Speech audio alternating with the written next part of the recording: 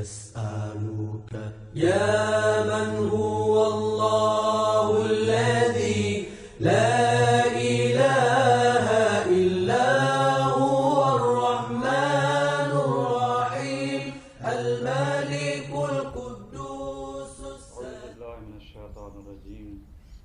بسم الله الرحمن الرحيم. قال رسول الله صلى الله عليه وآله وسلم: دعيتم فيه إلى ضيافة الله. السلام عليك يا شهر الله. راز و نیاز کے حوالے سے یہ گفتگو کا سلسلہ جاری ہے. صحیفہ سجادیہ دعا نمبر 44 کے حوالے سے کچھ عرائض پیش کی جا رہی ہیں. ایک جو گفتگو آج کی جو اس میں ہے کہ اس مہینے میں پروردگار نے ایک رات کو فضیلت دی ہے دوسرے سال کے مہینوں سے 1000 برابر، بلکہ اس سے بھی لیلۃ القدر خیر من الف شہر، یعنی اس میں ماہ رمضان کی ایک رات جو ہے وہ انسان کی زندگی کے 80 سال سے بھی بہتر ہے. اب یہ سوال یہ پیدا ہوتا ہے، کیا پروردگار کی جانب سے فضل دینے میں، فیض دینے میں زمین و مکان کا کیا وہ محتاج ہے؟ کیا اس کے نزدیک کوئی زمان و مکان فرق کرتے ہیں کہ یہ مکان ہو تو یہ نہ ہو؟ یا اس کی جانب سے مشکل نہیں ہے، ہماری جانب سے مشکل ہے؟ حقیقت امر یہ ہے کہ پروردگار کا فضل دینے میں کوئی ٹائم اور اس لحاظ سے کوئی فرق نہیں کرتا. مشکل کیا جناب علی؟ مکان و زمان اور افراد کے لحاظ سے اس فیض کو حاصل کرنے میں فرق پڑتا ہے. آپ نے دیکھا ہوگا کہ اچھا استاد جتنے بھی ہو، لیکن اگر اس کو قابل شاگرد نہ ملیں، اچھا مدرسہ کا ماحول نہ ملے تو وہ استاد کچھ بھی نہیں کر پاتا. مشکل استاد کی نہیں ہوتی ہے. اگر آپ چاہتے ہیں کہ یہ جو زمین ہے اس سے اچھا پھل ہمیں ملے تو آپ یہ دیکھنا پڑے گا کہ زمین کیسے ہونی چاہیے، زمین کا انتخاب کرنا پڑے گا. اسی طریقے سے کس ٹائم اس کو جناب علی پانی دینا چاہیے، یہ بھی مہم ہوتا ہے. اس پہ ہر قسم جناب علی بعض اوقات آپ نے یہ دیکھا، خود بیج کے حوالے سے بھی دیکھنا پڑے گا کہ بیج کیسا ہونا چاہیے. پھر یہ ہے کہ اس کی رکھوالی بھی کوئی کرنے والا ہو. یہ سارے سلسلے جو ہیں اس الہی مہمان خانے میں ہمیں ملتے ہیں. پروردگار کا جو فضل اس وجہ سے اس رات میں زیادہ ہے چونکہ اس رات میں یہ پروردگار نے یہ قابلیت ایجاد کر دی ہے کہ انسان اس رات میں کیے جانے اعمال کو 80 سالہ زندگی کے سے بھی بہتر طے کر سکتا ہے. یعنی اسی نے یہ بنایا. ایسے ہی ہے جیسے زمین کی بات ہے، زمین اگر زرخیز ہوگی تو اس سے نکلنے والی جو کھیتی بھی ہے اس کی بھی آثار مناسب ہوں گے. اسی طریقے سے بھئی اگر آپ نے یہ دیکھنا ہے کہ اس کھیتی سے صحیح استفادہ کرنا ہے تو پھر اس کے لیے کیا چاہیے؟ اس کے لیے بیج کا انتخاب کرنا. بیج کیسا ہونا چاہیے؟ بیج خالص ہونا چاہیے، صحیح ہونا چاہیے. ہر قسم کی جو ہے نا 2 نمبر کا 3 نمبر ایسا بیج نہیں ہونا چاہیے. اس دسترخوان پہ الہی مہمان خانے میں ہمارا امام زمانہ سلام اللہ علیہ تشریف فرما ہے. تو وہ کیا ہماری رکھوالی کرنے والے ہیں، ہمیں جو ہے نشو و نما دینے والے ہیں، تربیت کرنے والے ہیں. مربی کا کام امام کا ہے. خوب کیسے ہوگا؟ کہا گیا ہے کہ اس زمین کو ہر قسم کی جڑی بوٹیاں سے، فالتو چیزوں سے پاک کرو، تب یہ زمین کے آثار ہوں گے. تو اس لیے کیا کہا پہلے کہ گناہوں کی فضا سے آپ نکلو. پھر دوسری طرف سے کیا کہا؟ بیج صحیح ہونا چاہیے، خالص ہونا چاہیے. پھر کہا کہ آپ نیک اعمال کریں. دیکھیں ادھر سے کہا ہے کہ نیک اعمال کریں، ادھر سے کہا ہے کہ برے اعمال سے روکیں. ان تمام چیزوں کا اثر یہ ہوگا کہ امام زمانہ سلام اللہ علیہ تمہاری نشو و نما پھر کریں گے، تمہارے اعمال کی تربیت کریں گے. پھر وہ بتائیں گے اس وقت جب یہ آثار نمودار ہوں گے پھر یہ فلسفہ سمجھ میں آ جاتا ہے کہ پروردگار کے کتنی کرم نوازی ہے کہ انسان کے لیے ایسے زمان کا انتخاب کیا ہے جس میں انسان جناب 80 سالہ زندگی کو طے کر سکتا ہے.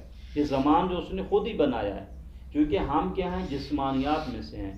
جو بھی جسمانی ہوگا کو زمان کی ضرورت ہے، مکان کی ضرورت ہے، تمام شرائط کو اس کو خیال رکھنا پڑے گا. بس یہاں پہ ایک جو چیز معلوم ہوتی ہے کہ پروردگار کی جانب سے فضل دینے میں مشکل نہیں ہے، لیکن زمان و مکان کیا ہوتا ہے؟ یعنی اس زمان و مکان میں یہ قابلیت ہوتی ہے کہ انسان جو ہے اس فیض کو جلدی حاصل کر سکتا ہے۔ اچھا سکول ہوگا تو بچہ ترقی کرے گا۔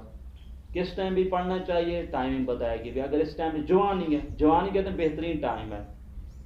یہ کیا ٹائم ہے؟ یعنی اس کو حاصل کرنے کے لیے پروردگار کی جانب سے ایسے ہی ہے۔ اس مہمان خانے میں اللہ تعالیٰ کی ذات سے آپ نے استفادہ کرنا ہے، کہتے ہیں اس کے لیے ظرف صحیح چاہیے۔ ظرف کیسے کرو گے؟ اس لیے کہ جو ہستی سب سے پہلے یہاں پہ موجود ہے اس کا ظرف نہایت ہی پاک ہے۔ اگر اس ظرف کے سائے میں آپ کو آگے بڑھنا ہے تو ان شرائط کا خیال رکھنا پڑے گا، تب تمہیں معلوم ہوگا کہ کون سی نعمت ہے ملی ہے۔ اسی وجہ سے آپ نے انشاءاللہ عزیز اگر خدا نے توفیق دی ایک دعا امام زین العابدین علیہ السلام کی کون سی ہے؟ میں مبارک کو خدا حافظ کرنے کی۔ کیوں امام زین العابدین علیہ السلام اس ماہ رمضان کے جانے پہ پریشان ہیں، غمناک ہیں؟ کیوں؟ اس لیے کہ وہ عظیم اس کو نعمت ملی ہے، ابھی اس کو چھننے والی ہے، ہاتھ سے جانے والی ہے۔ اس نعمت میں پروردگار کے ہم مہمان ہیں، اس لیے کیا کہا؟ دعیتم فیہ الی ضیافت اللہ۔ بس اس مہینے میں پروردگار نے خاص رات کا انتخاب کیا۔ وہ رات کا امتیاز کیا ہے کہ آپ اس میں کی جائیں اعمال جو ہیں 80 سالہ زندگی سے بھی کیا ہوں گے؟ بہتر ہوں گے۔ پھر یہ دیکھیں سب سے پہلے امام جو تقاضا پروردگار سے یہ کہہ رہے ہیں اللہم صلی علی محمد وآلہ وَأَلْهِمْنَا مَعْرِفَةَ فَضْلِهِ وَإِجْلَالَ حُرْمَتِهِ۔ پروردگار مجھے الہام فرما کہ اس مہینے کی فضیلت کی شناخت کر، مجھے اس مہینے کی شناخت ہو جائے۔ یہ مہینہ کون سا ہے؟ کون دعا کر رہا ہے؟ امام زمانہ، امام معصوم یہ دعا کر پروردگارہ مجھے الہام فرما۔ اس کا مطلب ہے یہ مہینے کی ایسی عظمت پائی جاتی ہے کہ خود امام معصوم خدا سے یہ تقاضا کر رہے ہیں کہ مجھے اس مہینے کی کیا عطا فرما؟ عظمت عطا فرما، اس کی شناخت عطا فرما۔ امام کا شناخت کا تقاضا کرنا یہ بتلاتا ہے کہ اس میں کوئی چیز پوشیدہ ہے۔ اگر اس کے اندر کوئی چیز ہی نہ ہوتی تو شناخت کے مانگنے کی ضرورت ہی نہیں ہے، نہیں، یہ خدا بتائے گا اس مہینے میں کون سی عظمت پوشیدہ ہے۔ اس لیے کیا کہا؟ الہمنا، تو الہام کر۔ پھر کہا وَتَحَفُّظْ مِمَّا حَضَرْتَ فِيهِ، پروردگارہ تو مجھے الہام یہ فرمائے کہ اس مہینے میں کون سی چیز میرے اوپر حرام ہے ان کو انجام نہ دوں، اس کی بھی تو شناخت مجھے عطا فرما۔ فقط یہ حرام نہیں ہے جو ہم چند چیزوں کو گنواتے ہیں، بھئی یہ حرام ہے یہ حرام ہے، نہیں، بلکہ چونکہ جس کی بارگاہ میں جا رہے ہیں آپ کی تمام افکار سے لے کر اعمال تک اس کو صاف ہونا چاہیے۔ اگر ہمارے خدا نخواستہ افکار صحیح نہ ہوئی تو اس سے آثار جو جسم سے نکلنے والے، بھئی آپ مجھے بتائیں زمین کی جو کھیتی ہے اگر اس کی زمین صحیح ہو تو ایسے ہی آثار ہوں گے۔ یہاں پہ بھی یہی ہے کہ پروردگارہ مجھے الہام فرما کس چیز کا؟ وَتَحَفُّظ، کہ میں اس کی حفاظت کر دوں، کس چیز کے؟ مِمَّا حَضَرْتَ فِيهِ، اس چیز کا جو تو نے اس میں کیا کر دیا میرے لیے اس مہینے میں حرام کر دیا، میں تحفظ کر سکوں، حفاظت کر سکوں۔ یعنی میں اس مہینے میں اس جو ہستی ہے جو میرا وجود ہے ہر قسم کی آلودگیاں ہر قسم کی کثافتیں اس کے اندر نہ آنے پائیں، اس لیے کہ میں کس کا مہمان ہوں؟ امام زمانہ کے ساتھ میں اللہ تعالیٰ کا مہمان ہوں۔ اللہ امام زمانہ کی کون سی ہستی ہے جس میں کسی قسم کی آلودگی نہیں ہے؟ چونکہ اس کے سائے میں بھی خدا کا مہمان ہوں تو مجھے بھی کیا ہونا پڑے گا؟ اسی انداز میں آگے چلنا۔ وَعِنَّ عَلَىٰ صِيَامِهِ بِكَفِّ الْجَوَارِ عَنْ مَعَاصِيهِ، اب یہاں پہ سلسلہ شروع ہوتا ہے کہ روزے کی اقسام ہیں۔ اب آ گئے خدا کی بارگاہ میں تو امام سے اب خدا سے مدد میں پرور تو میری مدد کر کہ میں کیا کروں؟ عَلَىٰ صِيَامِهِ، میں تیرا روزہ کس انداز میں رکھوں؟ بِكَفِّ الْجَوَارِحِ عَنْ مَعَاصِيكَ، کہ میرے اعضاء و جوارح تیری نافرمانی میں استعمال نہ ہونے پائیں، تو میری مدد کر۔ اس کا مطلب یہ ہوا کہ گناہ نہ کرنے میں کسی کی مدد کی ضرورت ہے، اس لیے کہ جب انسان گناہ کے مرحلے میں آتا ہے تو ہر قسم کی وہاں پہ وسوسے شروع ہو جاتے ہیں، کہتے ہیں نہیں یہ کس نے کہا یہ گناہ ہے، چھوڑیں بھی گناہ کالو بعد میں توبہ کر لیں گے۔ پروردگار تو میری مدد فرما کہ ایسا میں گناہ ہی نہ کروں تاکہ مرحلہ دوسرا شروع ہو جائے، یعنی میری مدد کر کہ اس مہینے میں جب کہ تیرے مہمان ہوں تو میں کیا کروں؟ اپنے آپ کو پاک رکھ سکوں، مجھے مدد کی ضرورت ہے۔ بس یہ مہینہ ہمیں یہ بتاتا ہے کہ اس الہی دسترخوان پر اس الہی مہمان خانے میں امام زمانہ کے ساتھ مل کر، اس کا یہ مطلب دیکھیں دقت کیجیے گا، امام کا یہ فرمانا ہے کہ تو ہماری مدد فرما کہ میں جناب علی گناہوں سے رک جاؤں، یہ خود انداز بتلاتا ہے کہ جس مہمان خانے میں آپ جا رہے ہیں تو ایسے نہ چلے جائیں، آلودہ ہو کے نہ جائیں، اپنے آپ کو پاک کر کے جائیں۔ اگر آپ آلودہ کر کے جائیں گے تو آپ کو وہ جو لطف محسوس نہیں ہوگا، پھر کہو گے اس کا کیا کمال ہے؟